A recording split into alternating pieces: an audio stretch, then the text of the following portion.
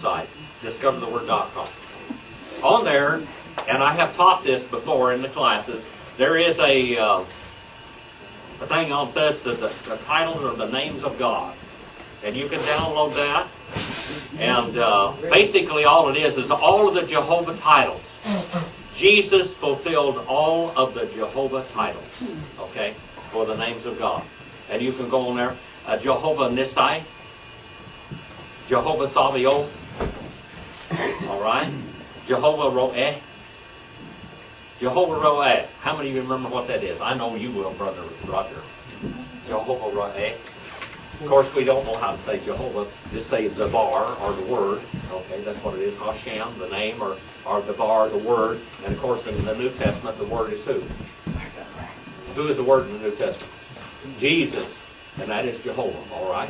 Jehovah Roeh, or Adonai Roeh, however you want to say it. The modern Hebrews, they call the name Jehovah Adonai because they will not pronounce the name Jehovah. They say it's too sacred to pronounce, even though we use it a lot. Jehovah Roeh, what is that? Roeh?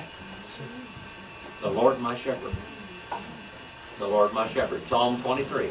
Jehovah Roeh. Where is the 23rd Psalm in the New Testament, basically? Where is the shepherd, our Savior, Jesus, in the New Testament? John, the 10th chapter. I am the good shepherd. All right? In John, the 10th chapter. Did I answer your question a little bit, brother? Yeah. Brother, Dr. John, do you have any questions this morning? I'm working on the real, on the shaky side today. I'm living with danger. I don't know if I can answer the question or not. Brother Bill said one time they had a birthday. Oh, the name's Alpha and Omega, Emmanuel, King of Kings. How do you say King of Kings in Hebrew? Huh? That's easy. Emmanuel? Huh? No. King of Kings is God with us. Emmanuel. I just said it a while ago. What's the name that the modern Hebrews replaced Jehovah with? Adonai, Adonai, King of Kings. All right.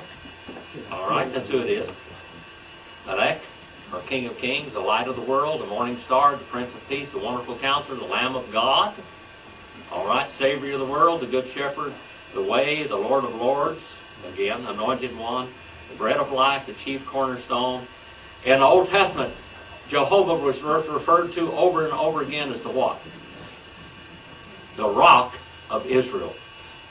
The rock of Israel, remember that. Holy and righteous one, Lord of glory, Messiah, teacher. Enoch in the Old Testament was a word for what? Teacher. The first 10 inspired names of the first 10 individuals in the Bible all tell about the whole plan of salvation. From Adam to Noah. All right, Adam means what? Huh? Adam. Adam means what?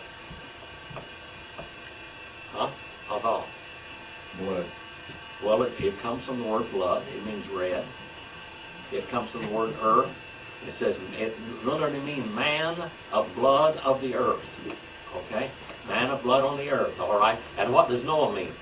That's his name. Peace and safety. All right. The truth. Aletheia. The truth. All right? And the Word of God, of course. Sister Ann Dina. Thank you.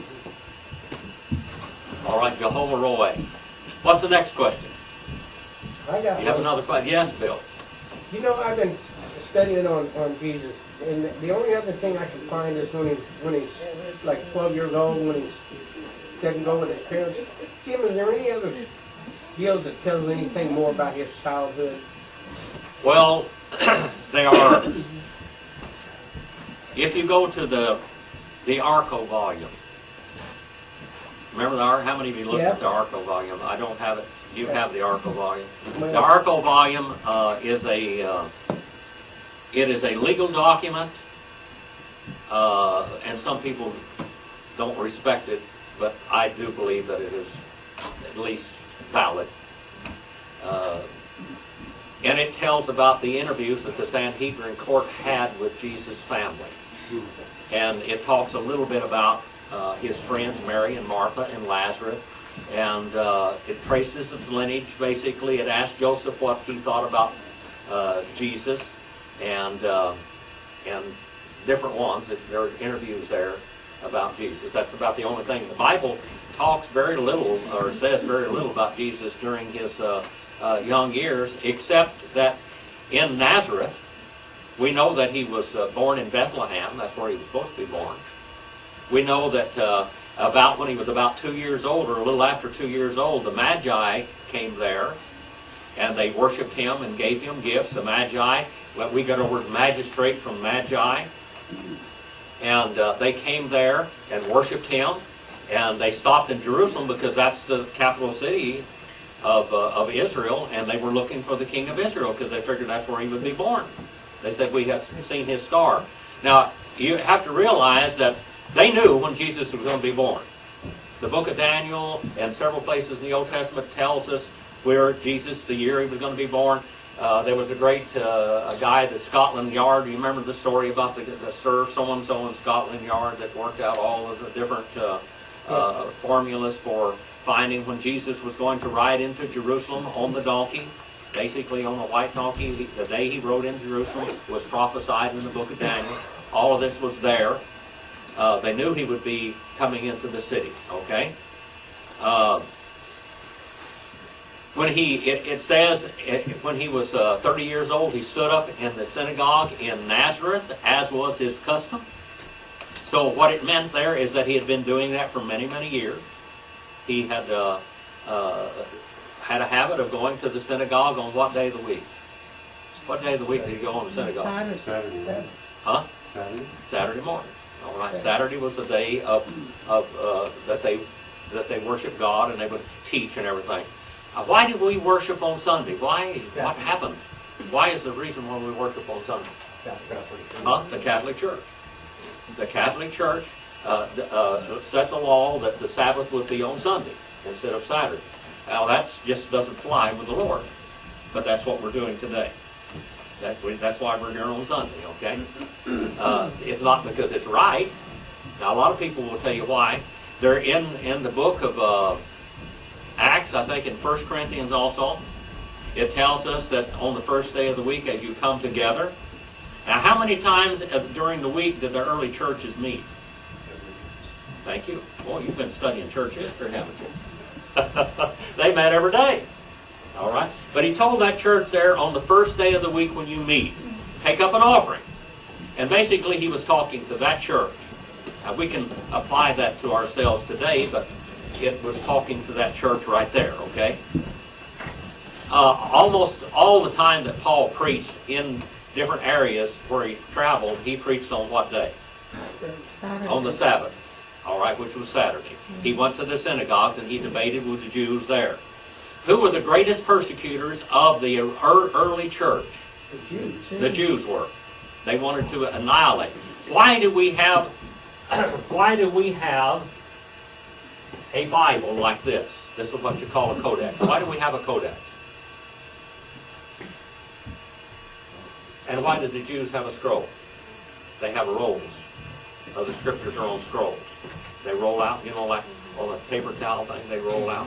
Why do we have it like this? Is it Romans? No.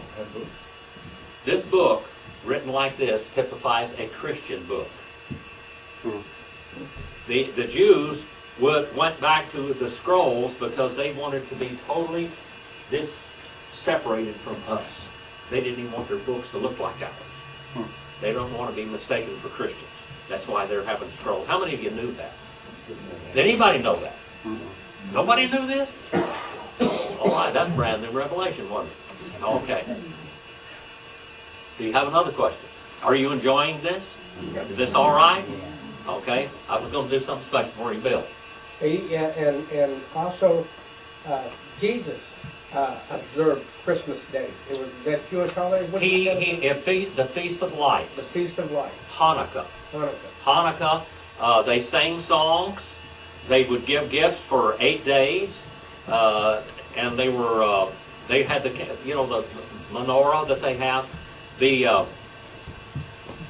the candlestick here had 7 candlesticks on it. Okay? But the menorah for Hanukkah has how many? 8. And every day, they had all kinds of little menorahs. I was going to put that up today, but there was so much helter-skelter here today. I was going to put the film that I have with me on Hanukkah up here with the lights. Every day, someone in the family would light one more light. Now, the 8 days, all right, was the 8 days that they only had enough oil, enough sacred olive oil that was consecrated to light for the candle in the temple. After the Maccabees took the temple back from Antiochus Epiphanes, all right, Antiochus Epiphanes was a type of what in the Old Testament? You can read about him in the book of Daniel also, and in Maccabees. You want to read about him. Maccabees is in the Catholic Bible, okay? First and Second Maccabees. You can hear, or you can read about it in Josephus' history also. But they didn't have enough. They only had enough oil for one day, and the priests prayed, all right, that God would provide, because they couldn't just put any olive oil in the menorah, okay, in the candlestick, okay. They couldn't just do it, and it took 8 days to purify or to pray over the oil so it would be sacred oil to put into the candlestick. So for 8 days they prayed, and just like the widow's meal in the Old Testament with Elijah, God provided. He just kept multiplying, and they just kept on. And so now, on Hanukkah, they light one light every day for those 8 days that God provided for that oil for that candlestick. And they gave each other gifts on those 8 days. Brother Rex. What's the significance of 8 days? What? What is the significance of 8 days? Well, that's how long it took them to consecrate the olive oil, to keep it going. That it took that many days that was to go through their ceremonies to concentrate to make holy oil to put in you just couldn't take just any oil and put in that candle. I mean, what's the significance of them celebrating for 8 days? Because God worked a miracle every day, all of those 8 days. God worked 8 miracles. All right? And the Feast of Lights. What is the other feast that they celebrated at that time? Purim. Purim. All right? The Feast of Purim. These are extra biblical festivals that the Jews were celebrating when Jesus was walking this earth, okay? And you can see these different ones. I can't go and show you the ones because I don't remember right now. I used to be able to do this. I could go show you where they were in the Bible, but I can't remember right now where they are. But they are in the Bible. You'll find out that he celebrated the Feast of Purim, and that was when they celebrated Mordecai. Remember when Mordecai was going to have Haman was going to have Mordecai killed, and Esther in the book of Esther, and you see all of this conspiracy against Mordecai. Well, God turned it around. And the Feast of Purim is where they go and celebrate, and it's a whole lot like Halloween today. They would have their noisemakers and everything, and every time they would read the book of Esther, and every time they come to the name Haman, they go, and they make all this kind of noise because they dress up like him, look like a devil, and whatever the devil looks like. All right, did I answer your question? Kind of, sort of. All right, you got another one, brother Don. I've heard different people, or some people tell me different, and I'm not sure if it's true, but the actual the birth of Christ, was it on December 25th, or was it in the summertime, or something like that? I've heard different things. We showed a film, remember, The Star of Bethlehem, and they think it was on December the 25th, but most of the time, with everything, the shepherds being out in the field and everything, it was probably around September or October. All right, and that is the Feast of Trumpets. And many people believe that Jesus was born on the Feast of Trumpets. And the Feast of Trumpets from that one. What happens on the Feast of Trumpets? When Christ comes, when he returns, the angels... Yeah, he will come on the Feast of Trumpets. All right? Remember? what's going to happen. The archangel is going to blow the trumpet. Every feast in the Old Testament typified something that was going to happen in the New. The Feast of Trumpets was a feast of redemption. When they blew the trumpets, everybody was forgiven. They were all forgiven. When they heard those trumpets blow, they were forgiven. And that's the day Jesus will come back. That's the day he came, and that's probably the day he's going to come back. That's what many Bible scholars, theologians believe, okay? That's all I can tell you about that. Are you having fun? All right? Got anything, Rebecca? No, not right now, I'm thinking. Okay, Floyd. What kind of a horn is that going to be? Is that going to be a ram's horn? Probably a shofar, Brother John. Yeah, probably a ram's horn. They blew those, but there were golden. The trumpets that they blew on the day of trumpets were silver horns. Silver was what? Silver is the type of what in the Bible? Redemption. Redemption. Thank you. Gold is deity, but these were silver horns. They were blown, which is a type of redemption. But now also, some shofars are inlaid with silver, aren't they? Have you ever seen the shofars inlaid with silver? All right. You never seen anything, Jim. What? We haven't seen anything, Jim. The new generation, watch about TV, Jim. Well, I was there at the Wailing Wall. I am trying to, I got all of my slides out from Israel. I was places in Israel that nobody can go for the last 30 years. Okay? I've been to Hebron. I have some pictures of the cave of Machpelah. And even where the Abraham and Isaac and Jacob and all of them are buried. How many of you would like to see something like that? Okay, yeah. All right. I might do them next Sunday morning.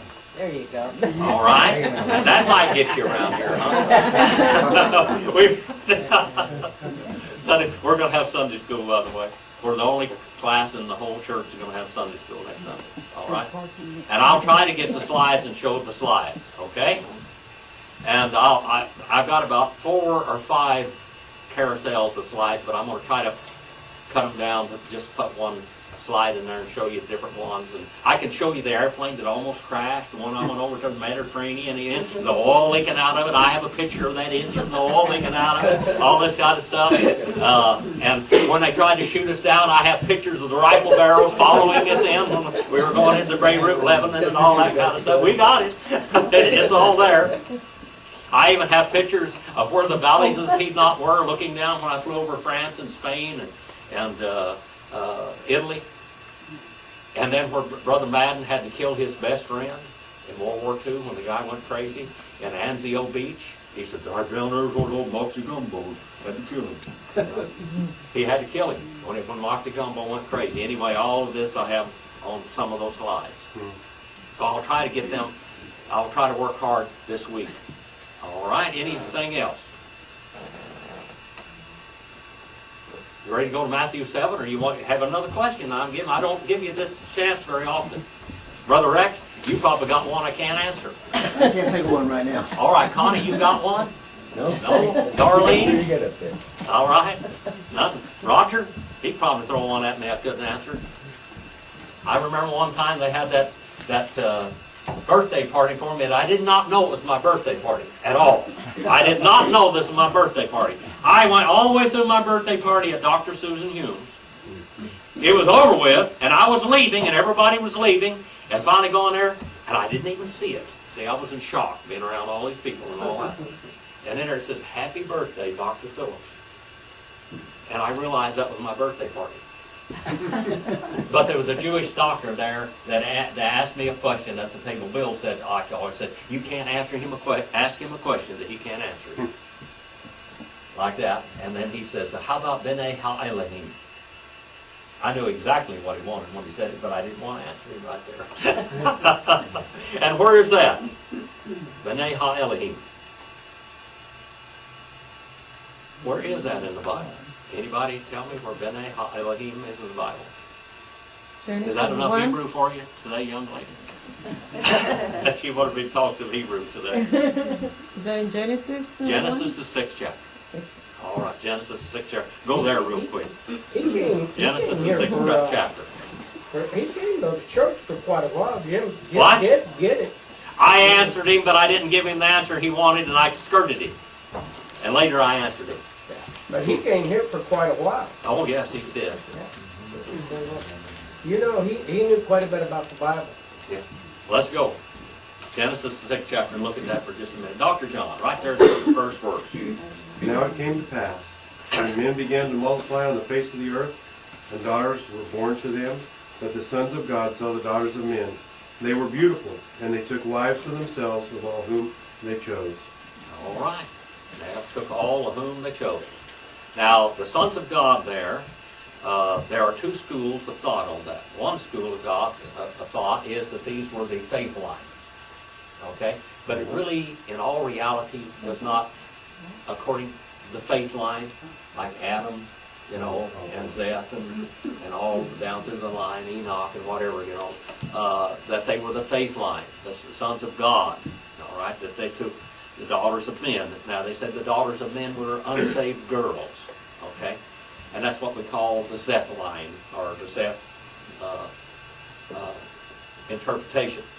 But according to the Hebrew scriptures, and there's, to back this up, how many of you took my Genesis class? All right. We went through about 60 scriptures or something like that, but we went through there saying that the sons of God are actually angels. Okay? They are angels. In the book of Job, it talked about that in Job, the 1st chapter. It talked about the sons of God there.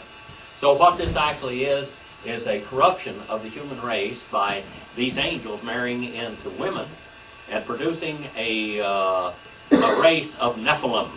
All right, well, let's go on a little bit further. Nephilim. Nephilim means what? Nephilim. What? No, Nephilim. What does Nephilim mean? What does Nephilim literally? What does it mean, brother? Fallen ones.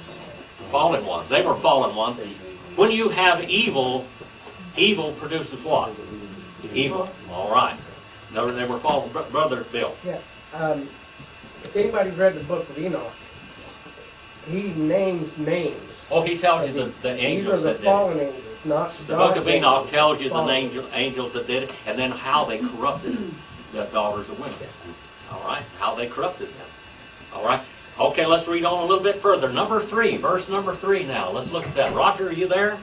And the Lord said, My spirit shall not strive with man forever, because he also is flesh. Nevertheless, his days shall be 120 years. Now, many people believe, they make a misinterpretation of this, and they say that mankind is supposed to live 120 years. What does that actually mean here, Brother Don? That's when the flood came. Okay, 120 years from then, the flood's going to happen. Now, did anybody preach that the flood was coming before Noah? Huh? How long did Enoch? Okay, now how long did Enoch preach? 300 years. About 300 years. If you read the book of Enoch, if you go to the book of Jude, let's go to the book of Jude real quick in the New Testament. Akainadiatheke, the New Testament. All right, the book of Jude. That's right before the book of Revelation, remember? Okay, right before the book of... Now, if you read the book of Jude, of Enoch, and then you read all the New Testament writings, after you read the book of Enoch, you'll realize that every book in the New Testament quotes the book of Enoch. Every book quotes the book of Enoch, all over. Peter, even Jesus, many quotations from the book of Enoch that we don't say. Can you ever quote somebody that you don't really give them credit for it? Yeah. Yeah. You can quote somebody, just quote a piece of something and just throw it at them. All right? Now, Jude directly quotes Enoch. Directly. All right? Are you there, Rebecca? Okay. Rebecca, could you read number 14 for me? Now Enoch, the seventh from Adam, prophesied about these men also, saying, Behold, the Lord comes with 10,000s of his saints. Okay, now that's what we call eschatology. Okay, now Enoch said that judgment was coming and that the flood was going to come, a universal flood, and the earth was going to be destroyed. He preached about 300 years. Okay, somewhere around 300 years. All right, verse 15, Rebecca. To execute judgment on all, to convict all who are ungodly among them of all their ungodly deeds, which they have committed in an ungodly way, and of all the harsh things which ungodly sinners have spoken against him. All right, keep on going, because this is, now he quotes, he said Enoch said this. Now, he's going on with this, and if you go to the book of Enoch, you'll read all this statement right out of the book of Enoch. Go ahead there, Rebecca. These are murmurers, complainers, walking according to their own lusts, and they mouth great swelling words, flattering people to gain advantage. All right, now that's what Enoch, this is the book of Enoch, okay? That's a direct quote from the book of Enoch. Now let's go back to the book of Genesis. All right? 120 years are going to have a chance to repent. 1 Peter 3 and 20. Go to 1 Peter 3 and 20 for just a moment. 1 Peter 3 and 20. 1 Peter 3 and verse 20. I think it is.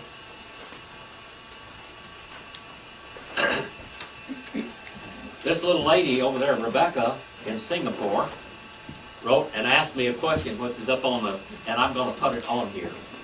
And now I'm going to put this on the deal because she asked me this question. When Jesus died, where did he go? Where did his soul and spirit go? We know that his body went to the grave. There in that temple, maybe in the garden temple. The garden tomb, okay? What? Send it to the Father. No.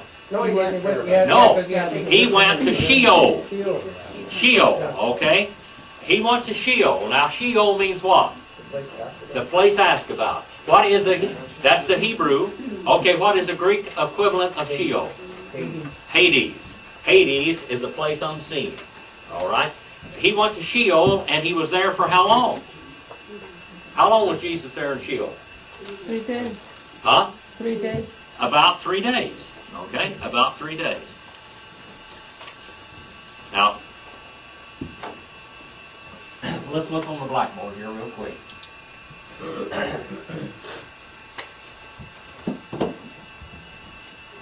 Down under the earth was Sheol. Here is a place of torments on one side and paradise on the other side. Paradise are what? Heaven. Are Abraham's bosom. Luke, the 16th chapter, talks about this place, okay? I've been going to preach a message from hell. I wrote it down here a while back, a message from hell. Luke, the 16th chapter, is a message from hell. All right? Paradise on one side and the place of torments. Punishment on the other side.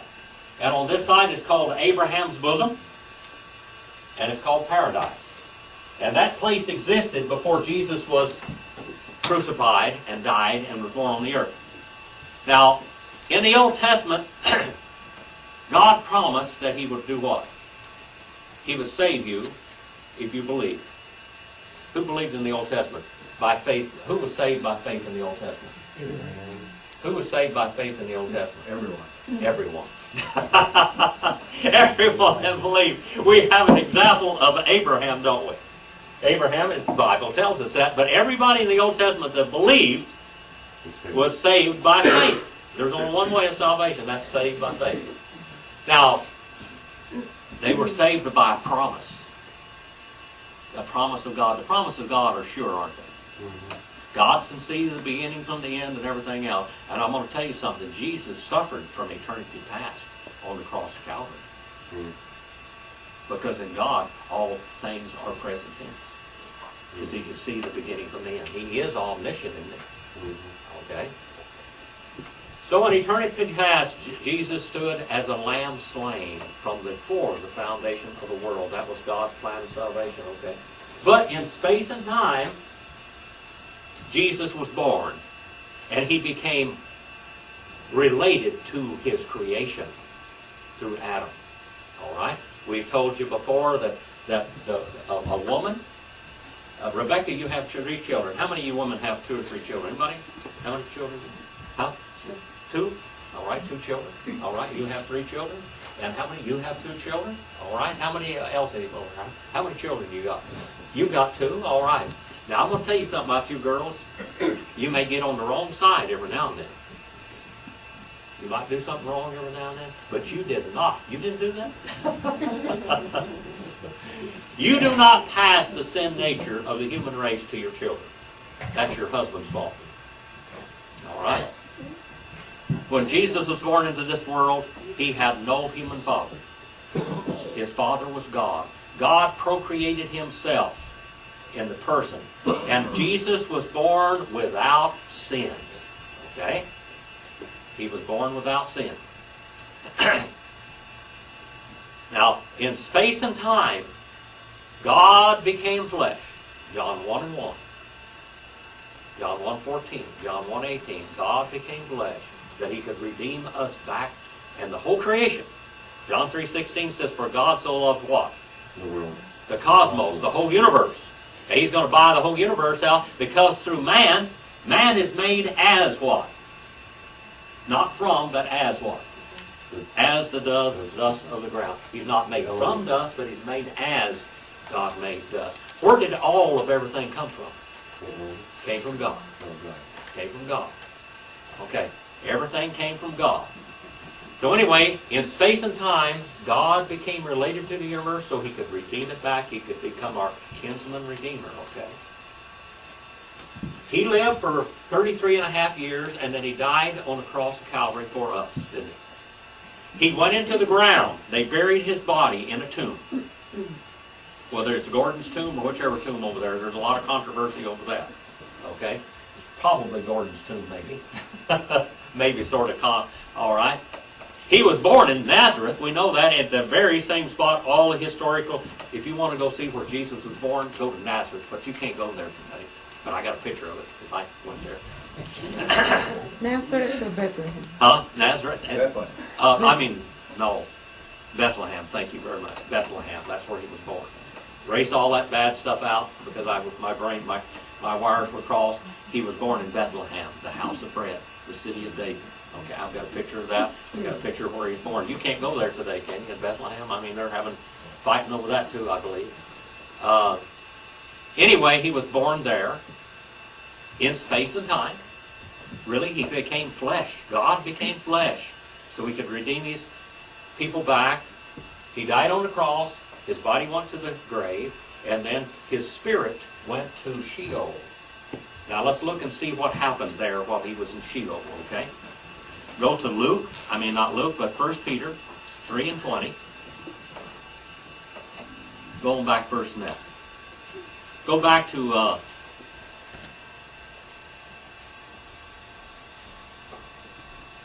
1 Peter 3:18. For Christ also died for sins once for all, the just for the unjust, in order that he might bring us to God, having been put to death in the flesh.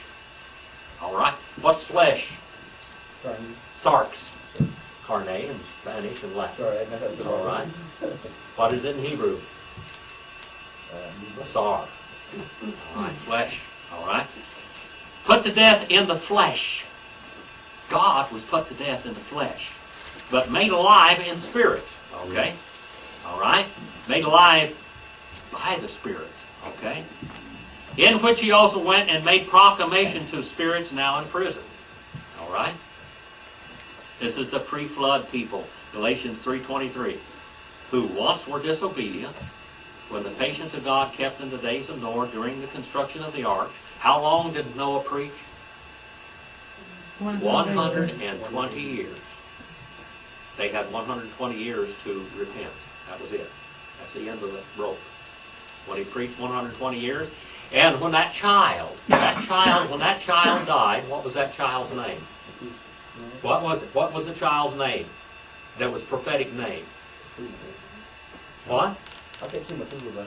Methuselah is right. Okay. When he is dead, it shall come to pass, or the son of the dart. Noah, during the construction of the ark, in which few, that is 8 persons, were brought safely through the water. Noah's family. Who else? There was 9 people that didn't see death. Who was the other one? Who was the other one? Enoch. Enoch was raptured. Enoch is a type of the rapture, isn't it? There are 2 examples. By 2 or 3 witnesses, let everything be established. Who was the other witness that we can be raptured? Got a question. Well, hold that question. Go ahead. Hold it. Okay. Who was the other witness? Who was the other person that was raptured? Elijah. Elijah. taken up in the chariots of God, okay? All right, let me finish this. You hold that, write that down there now, okay? Were brought safely through the water. Corresponding to that baptism now saves you not the removal of the dirt of the flesh, but the appeal to God of clear conscience through the resurrection of Jesus Christ. We are baptized. Why? Why are we baptized? The confession of faith. You know, we're making an open, visible profession of faith. But why are you baptized? What does it typify? Death and resurrection. The death, burial, and resurrection of Christ. So Jesus just didn't die for your sins. He died. Just look at baptism. He died. When you go in the waters, the grave, the watery grave, you're in the grave. But what? Do you leave somebody down there? You just let them drown? What do you do? Right. You got to come back up. When you come up out of the water, what does that typify? The resurrection of Christ. Jesus dying for your sins is not enough to save you. He had to be raised. Anastasia. To stand again, okay? That's what that's what it's talking about. And there were some people back in the book of Genesis that were disobedient. They didn't believe until the rapture came. What? Where it says prison, is that the Sheol? Yeah. Okay. They were held down there. They're there. They were held prisoners down here. Even the saved people were held over here in paradise. They couldn't go to heaven until Jesus died and rose from the grave. And if he just died for your sins, that's not enough. He had to be raised for your justification. So when he raised up, guess what happened to all these guys? Zip, they got to go up too. Remember what happened when Jesus rose? What happened? Why, other graves rose up too, didn't they? Yeah. People rose up and walked along, and I think, this is my opinion now, some people think they just walked around and everything else, and maybe some of them died again, but I believe these were the Old Testament saints, and I think when Jesus went to heaven after the day of Pentecost, before the day, he walked around. How long did he walk with his church?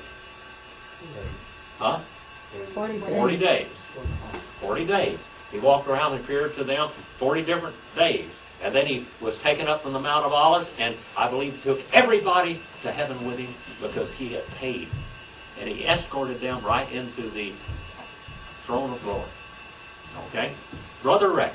Now, Enoch and Elijah said they were taken up. Where were they taken to? Up to where God was. They did not go to heaven. Well, All right. taken up. All right? Taken up. Where would they go? That's what I want to know. Okay. Now, where is... Okay, now, this is a good question. I told you you'd get one I couldn't answer. Remember I told you?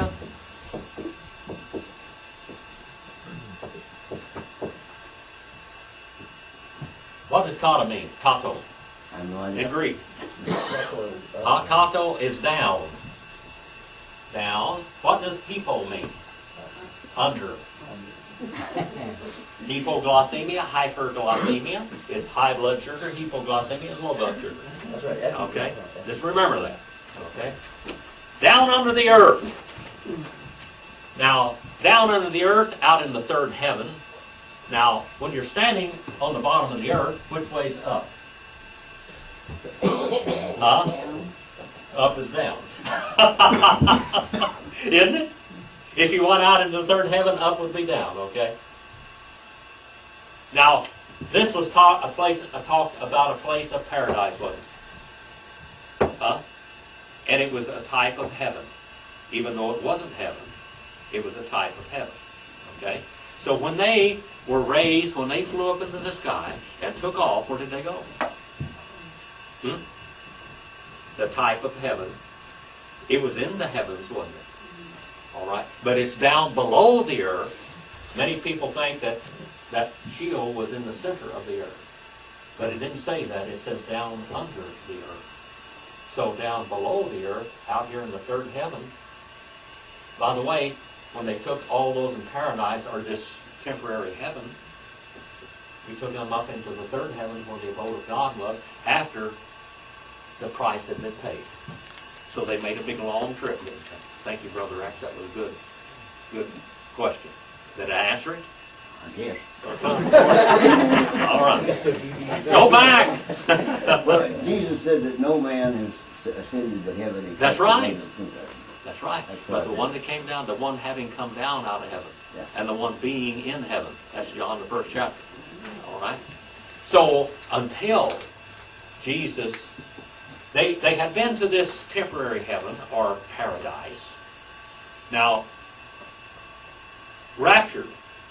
The people at this period of time right here, there's going to be, I believe, there's going to be a rapture right here. Okay? At the end of the church age. And people that are alive on this earth, God is going to rapture and take them up into heaven. Okay? They will go up and they will go into heaven. Okay? Enoch and Elijah, they went up, but they went into Sheol, or paradise. It wasn't hell, it was paradise, but it was a temporary holding place. It was a temporary, what we call prison. It's a prison for these people. Now this is Sheol here. Now what's the difference between Sheol and Quiver? One you can dig. What? One of them you can dig. If you're Okay. dig a quiver, you can't All dig a right. shield. Quiver. All right. Quiver you can dig, and you do dig. Quiver is what? That's a grave. Okay, what's Sheol? That's the place asked about. That is the place of departed spirits. Okay? There's two different things. You can't dig a Sheol. You cannot dig a Sheol, but you can dig a quiver. All right, or a grave. Yeah, quiver in Hebrew, and what is the word in Greek for quiver? Menemion. Menemion, the place of memory. We got a word memory from it. Menemion. All right. Go back to Genesis, the 6th chapter again. Sister Andino. Brother Phillips, was Paul talking about the same paradise in Ephesians chapter 4 and verse 8? Yes. He threw it. You want to read that for me? Therefore he says, when he ascended on high, he led captivity captive That's right. and gave gifts to men. That's right. Now this he ascended, what does it mean was that he also first descended into the lower parts of the earth. Okay, that's down. He went down here, and he took captivity captive. He took them to heaven. All right? And then he what? And he gave gifts unto men. How did he give gifts unto men? What was that? Where did the gifts come from? When did the gifts come upon the church? Pentecost. Pentecost. That's when the Shekinah glory came upon. That's where they all had to receive. There were some gifts in the church already. But on the day of Pentecost is when they received these gifts. We talked about that the other day in Romans also. And I want you to understand something. I've said this before. The gifts. We're chasing rabbits today, boy. Oh. But the gifts of the Bible, gifts, the 13 church gifts, how many are in existence today? How many of those 13 church gifts? The 1 Corinthians tells you how many there are. It's one in the church, isn't it? Huh? Just one in the church. How many? I think all of them. Two. Three. What are they? Faith, Hope, and love. All right? The gift of pastors no longer remains. The gift of pastors doesn't there. I didn't say each pastor is a gift to the church. Yes. But the gift of pastors. Pastors back then, they didn't have the Bible. They were inspired to stand up and preach every message they preached. It was all inspired and it was a gift. All right? The gift of apostles.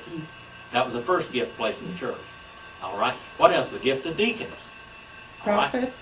Deacons are called what?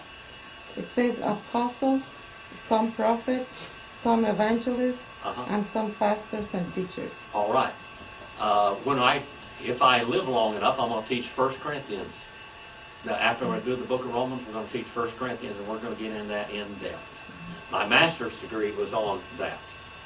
And I went through all the church gifts in there from the original language and what they did and all of that.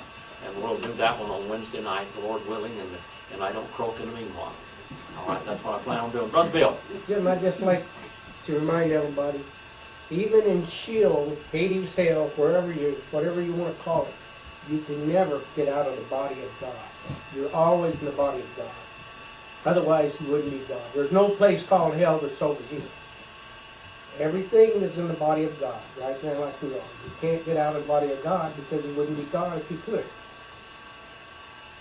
I just like to remind so people understand Well, that. now, Bill, hell isn't in God. He's in the body Hell- of God. I didn't say it was in God, Okay. but he is. Yeah, He would be God will limited. know He's not limited. about hell. He knows what's going on in hell. God always will. But hell is a place separated. Thanatos means what? There's two words for Greek in Greek for death. One of them is necros, which means dead people. And thanatos means what? When somebody is spiritually dead, they're what? Thanatos means separated. Away. Hell is away. Away. Separated. Yeah, but separated. Still in the body But of God, we won't see hell. No. I've heard some people say, boy, I'd like to walk by hell and just spit over there every now and then. Some of the people that mess around with us, in this world. Anyway,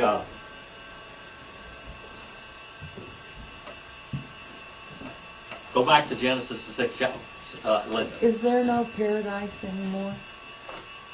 Paradise is in heaven today. Okay, so that paradise. This paradise is gone. It says another place that it was removed, and hell was what? Enlarged, widened. All right? So that's Sister Andy. So that means that before Jesus went to heaven, he took the people that were in paradise. But now, after that, then when somebody dies, doesn't go to paradise, go directly to They go to heaven. When you die today, you go to heaven. Hashemayim, Arun Uranos. Okay? Sunshine. You know how you say that paradise doesn't exist somewhere and it's gone? This paradise has been moved to heaven. But is that but is that the one that Sheol was enlarged. is that the one that There's a lot more people in there now than what was. And this is not final hell. Sheol, or Hades, is not final hell. This Hades is going to be done away with. There will be no more Hades. When? is that the kind of paradise that After the Jehovah tribulation, Witnesses right? believe they're going to? What? Is that the one that they think they're going to, the Jehovah Witnesses? The paradise To they're them, going to? hell is the grave. They will go out of existence. Okay. Revelation 27 through 9 talks about people being resurrected, and then they are thrown in Revelation 20 and 10. They are thrown into the eternal lake of fire. Okay. The lake of fire is eternal hell, but Hades and Sheol will be done away with right at this point, and they will be thrown into eternal fire. That is a different place. File 13. Some theologians and scientists, or scientific theologians, believe that the black holes are eternal hell, because you can't get out of there. There's no light.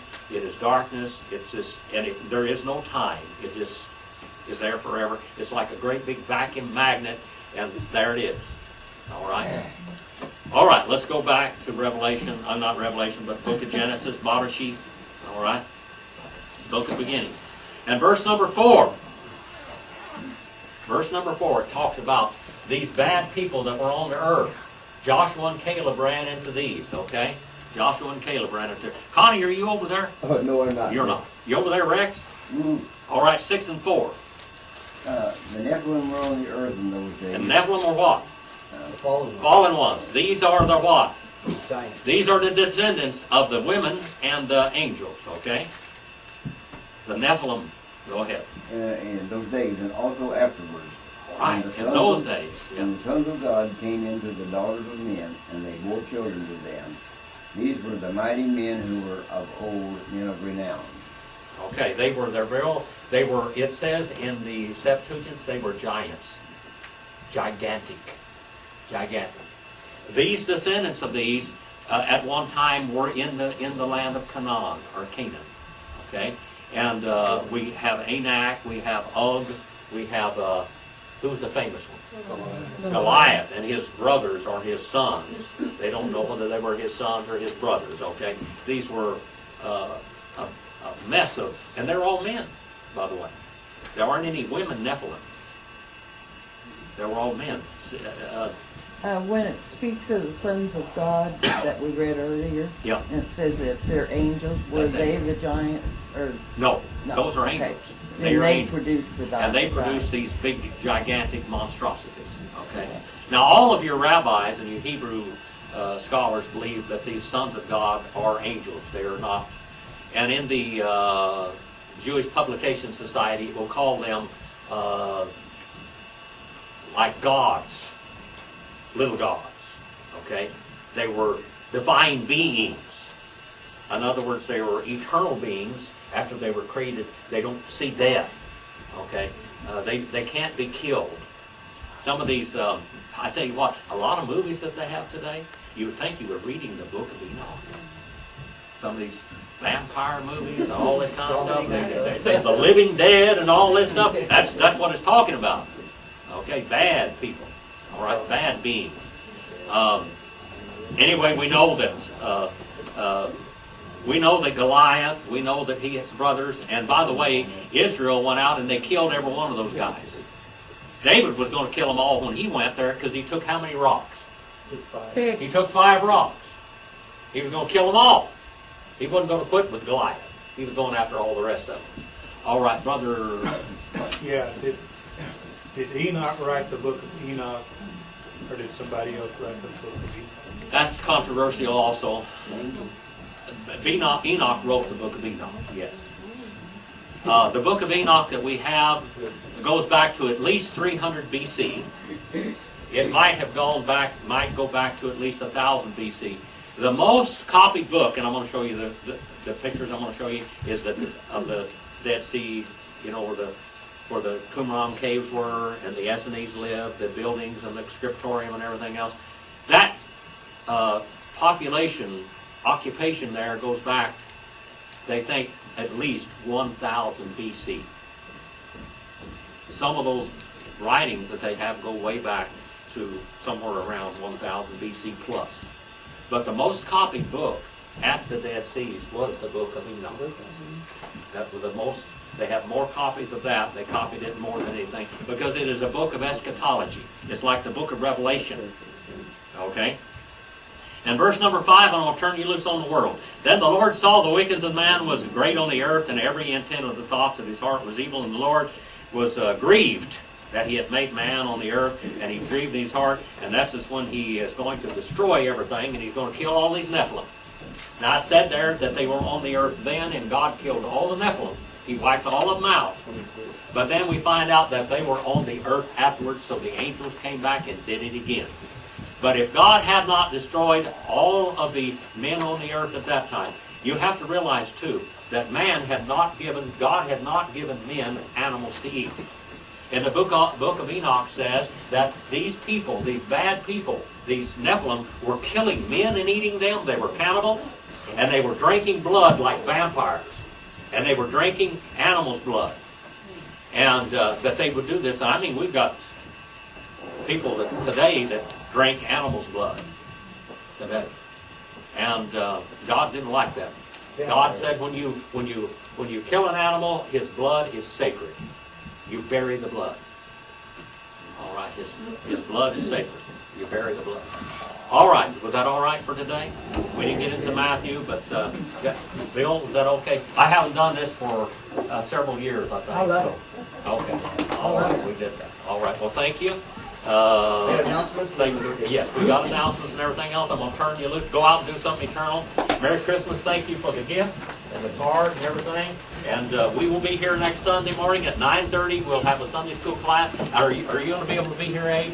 Okay. You'll sing some songs for us and lead us. All right. So we can worship God and song and study this. And well, I might show you some slides. Okay. Maybe if I can get it done by then. All right. Have at it. All right, if you guys don't show up next week, Merry Christmas to you guys. Good seeing you this week. Our announcements are the following. For the art class, we need instant potatoes and margarine. We also need money for 60 turkeys and